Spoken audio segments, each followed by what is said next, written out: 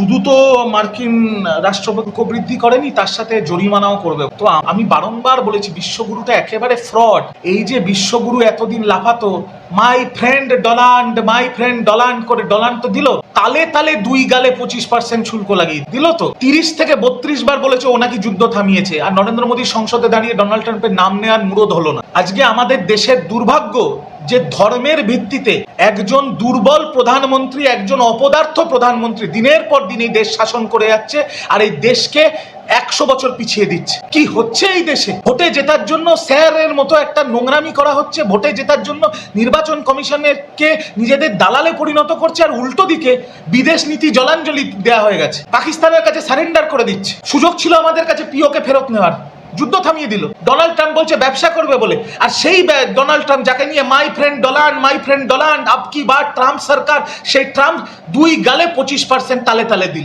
বাংলা হান্টের আরো খবর দেখতে নজর রাখুন। বাংলা খবর মানেই বাংলা হান্ট।